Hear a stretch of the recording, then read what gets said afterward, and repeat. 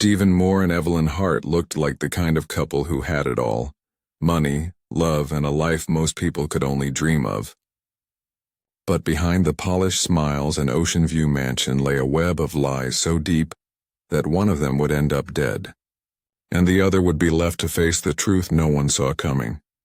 Stephen Moore and Evelyn Hart were the kind of couple that made people believe in fairy tales. They seemed to have everything: success, love, beauty, and wealth. When they walked into a room, heads turned. Stephen, with his confident smile and tailored suits, carried himself like a man who had life completely under control. He owned a small but growing real estate business, buying and flipping properties along the coast. Evelyn was the artistic one, known for her soft voice and her gift for turning ordinary moments into art.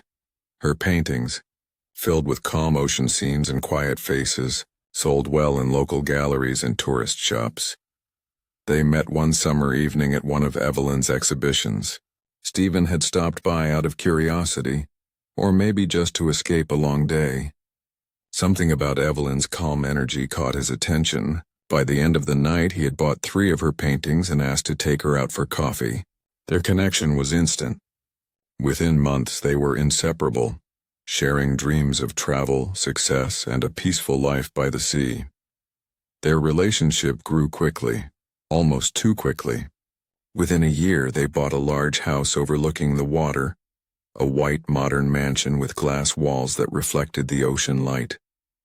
It became their sanctuary, a symbol of how far they'd come. Neighbors often saw them walking hand in hand along the beach in the evenings. Friends described them as perfect together. Even those who barely knew them could feel the aura of success and harmony they projected. But behind the smiles and the polished image, things were not as effortless as they seemed. Stephen's real estate business, though promising, was built on risky loans and speculation. He had a habit of gambling with big deals, confident that each one would pay off. For a while it worked.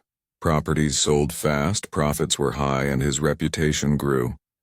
But the market started to shift, and soon, projects began to fall through. One bad deal led to another, and the debts quietly started piling up. Evelyn had no idea at first. She believed Stephen's late nights at the office and long business trips were signs of his hard work. She focused on her art, expanding her gallery and planning new exhibitions. But art was unpredictable.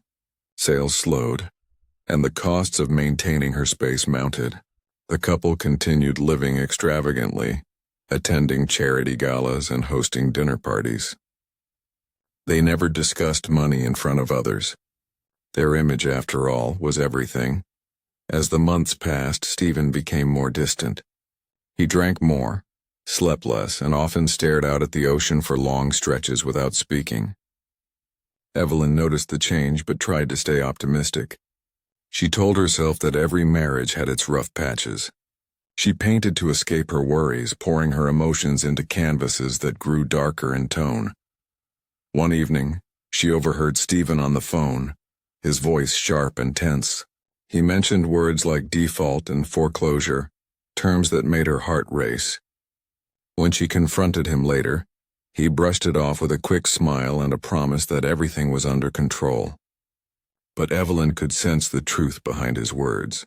Something was slipping, something big. Despite the growing tension, the couple kept up appearances. They still went to dinner parties and smiled for photos, still acted like the power couple everyone admired. Yet the laughter felt forced, and the warmth that once filled their home was slowly fading.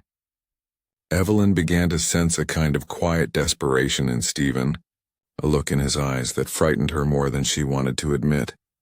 At night, when the house was quiet, she would lie awake listening to the waves crashing below their window. She wondered if love alone could hold them together when everything else seemed to be falling apart. The thought of losing everything terrified her. Not just the money or the house, but the man she once believed would protect her from the world. Neither of them spoke openly about their fears. Instead, they drifted through each day in a fragile balance, pretending that their perfect life was still intact. To their friends, they were still Stephen and Evelyn, the golden couple. But inside their home, behind those gleaming glass walls, love was slowly turning into silence. And in that silence, something dangerous was beginning to grow. The world still saw them as blessed. But behind the beauty and the wealth, the cracks had begun to form, and neither of them realized just how deep they would go, or how much destruction they would bring before the truth finally surfaced. By their 5th anniversary, the illusion of a perfect marriage was starting to collapse. What once looked like effortless happiness had become a fragile performance held together by fear, pride, and habit. Stephen was rarely home anymore, claiming that new business opportunities required his full attention. He would leave before sunrise and return long after midnight, often smelling faintly of alcohol and exhaustion. Evelyn stopped asking questions. Every time she did, he grew defensive, accusing her of not trusting him. Eventually, she learned to stay silent. The house felt emptier with each passing week. The bright, airy mansion that once echoed with laughter now carried a heavy stillness. Evelyn tried to fill the space with her art. She painted for hours, but her work had changed. The soft ocean blues and golden sunsets were gone, replaced by jagged strokes of black, gray, and crimson. Each canvas reflected the unease she felt inside but couldn't put into words. Visitors to her gallery noticed the difference too. The paintings were darker, emotional, almost haunting. Some praised her new direction, calling it powerful and raw. Evelyn just smiled, unable to explain that she wasn't chasing inspiration. She was painting her fear. The truth about their finances came to light one cold afternoon in late October. Evelyn had gone into Stephen's office to leave him a note when she noticed an envelope on his desk marked "Final Notice." Curiosity gave way to dread as she opened it. The letter was from the bank, warning that their home was close to foreclosure. Shock rippled through her.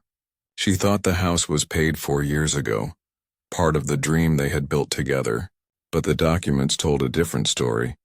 Stephen had taken out another loan against the property months earlier without telling her. Heart pounding, she began searching through his desk drawers. That was when she found another envelope, this one containing insurance papers. Her name was listed as the sole beneficiary on Stephen's life insurance policy. What caught her eye wasn't her name but the date. The policy had been recently updated just 3 weeks ago, and the payout had been doubled to $2 million. Evelyn froze, staring at the papers as an icy fear crept over her. She didn't know what to think. Was Stephen planning something reckless? Was this his way of protecting her if he lost everything? Or was there something much darker behind it? That evening, she confronted him in the kitchen. Stephen's reaction was calm, almost too calm.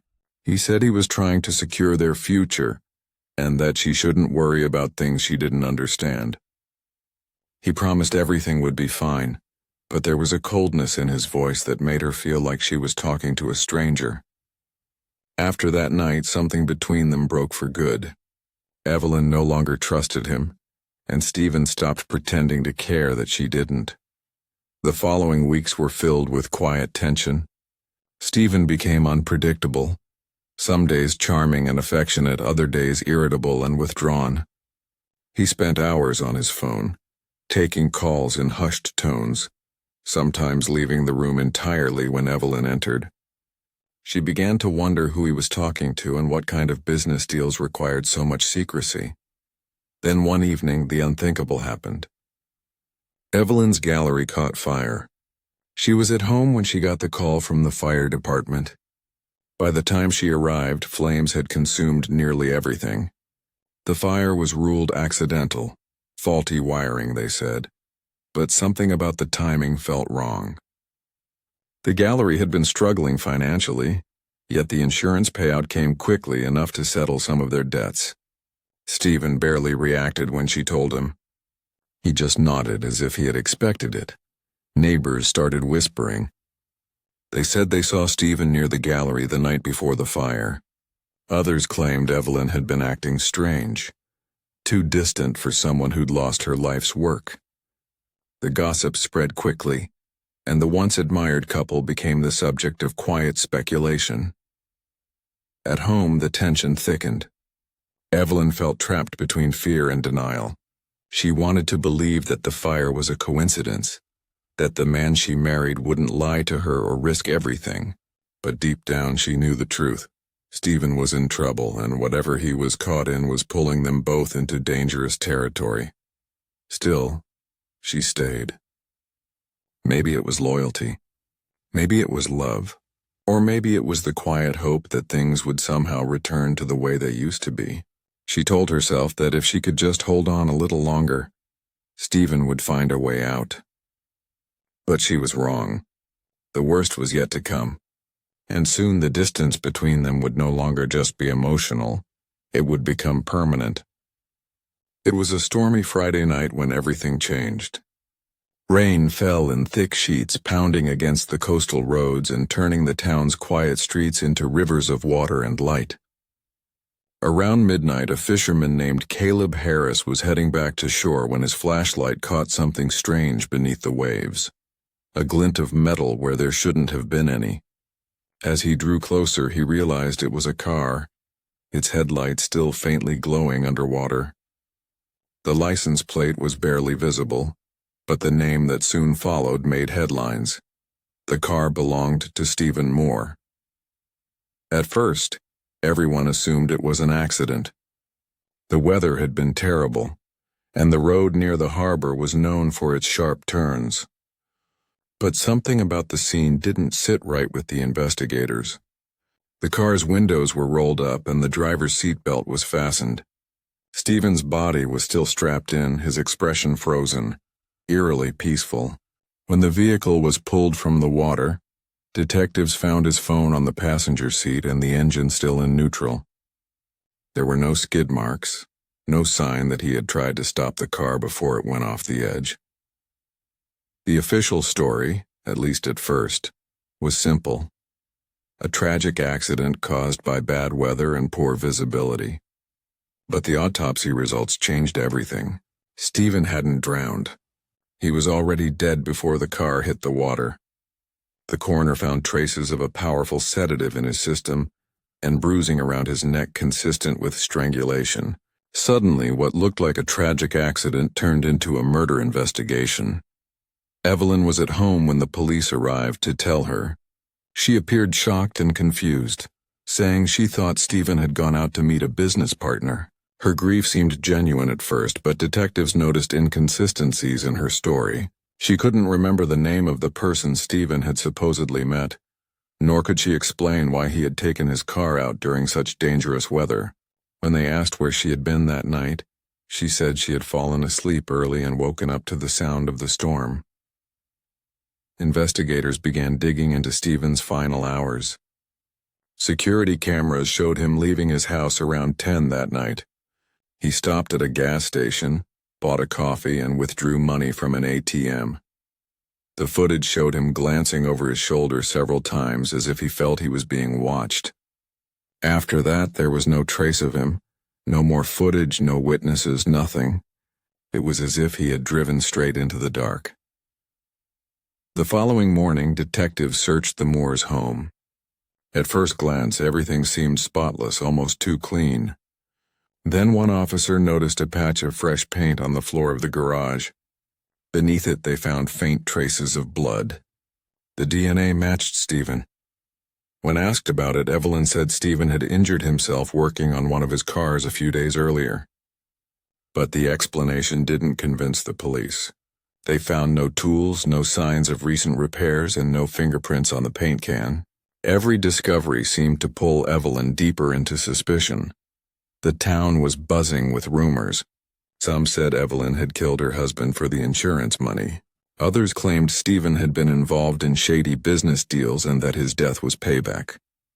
Evelyn avoided public places, her once elegant presence replaced by quiet despair.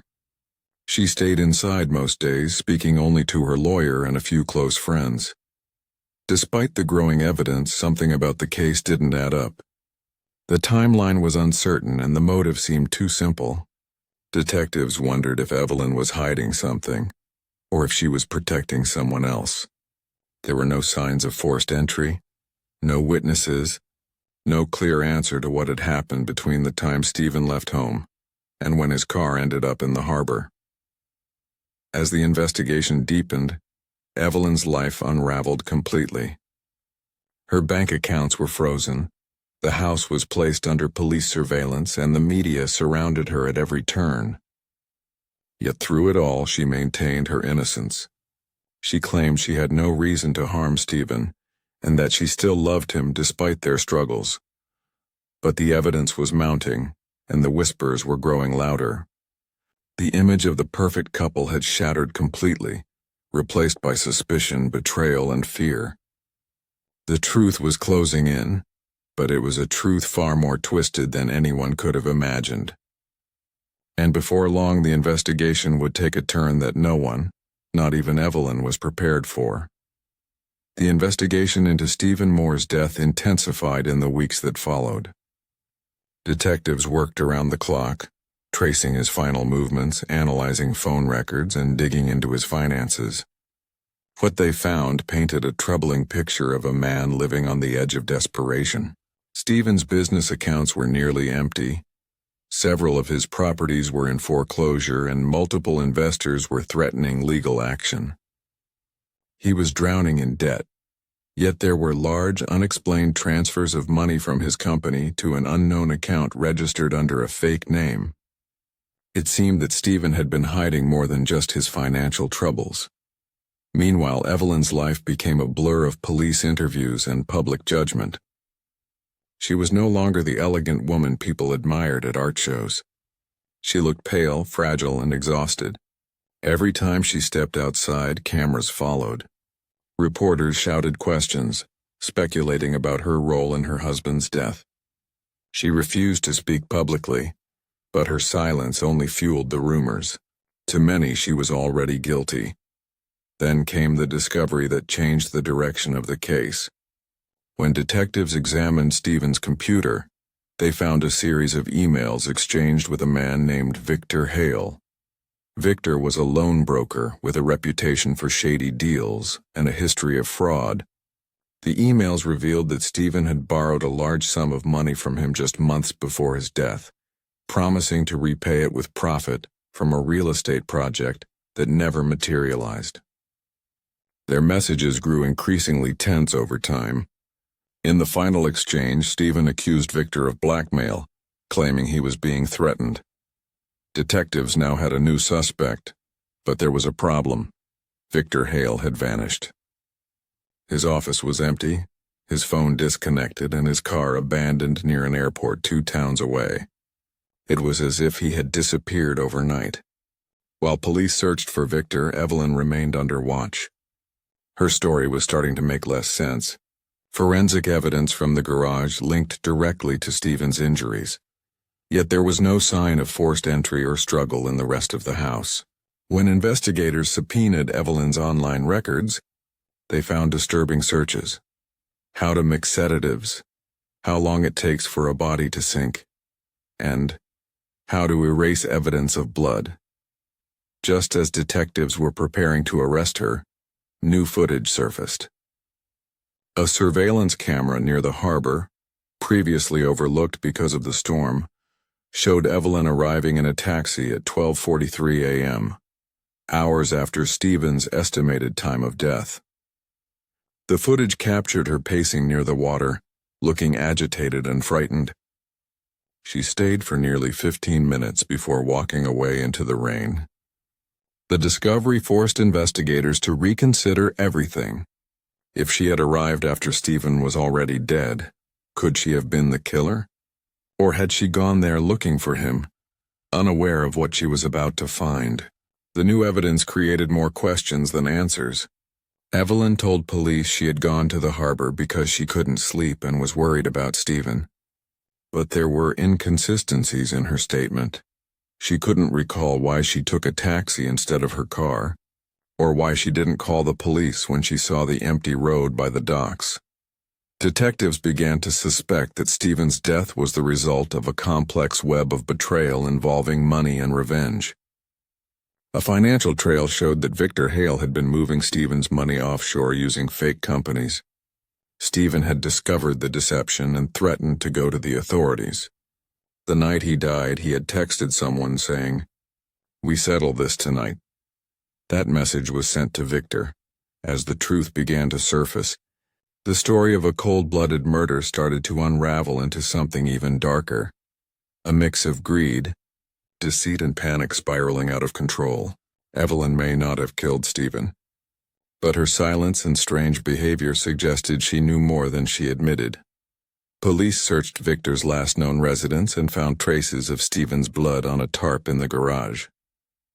It was the first real link between the two men. The evidence pointed toward a confrontation gone wrong. Victor had likely killed Stephen during a fight over money, then staged the scene to look like an accident. The problem was, no one could find Victor to prove it. For the public, Evelyn remained the face of the tragedy, a woman caught between love, lies, and suspicion.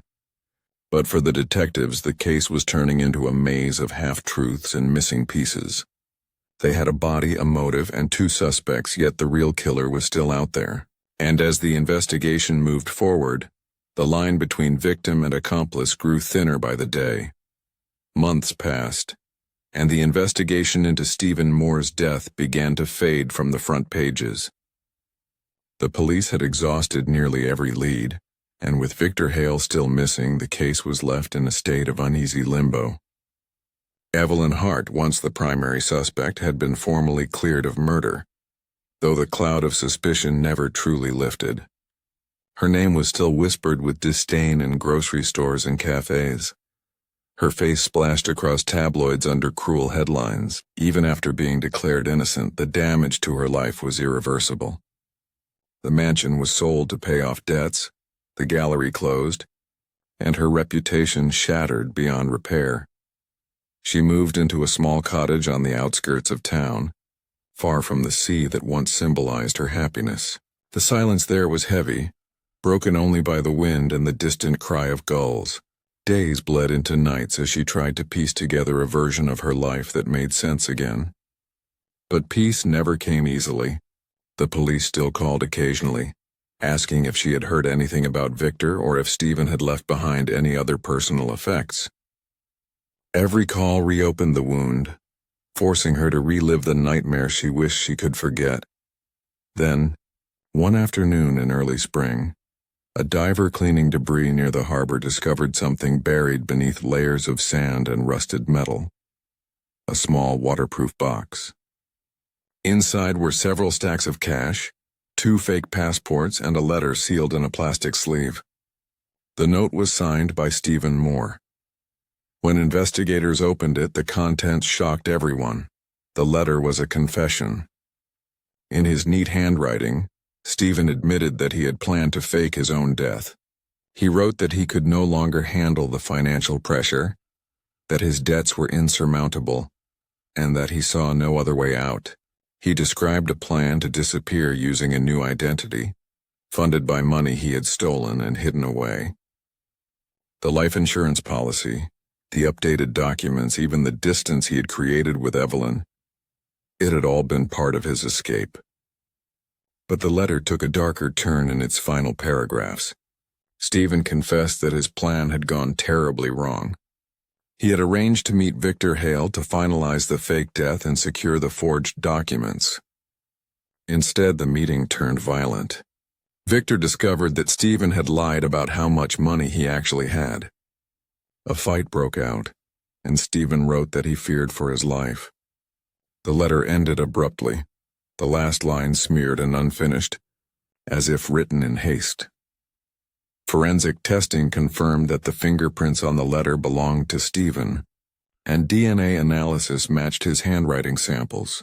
It became clear that he hadn't planned to die that night, at least not permanently.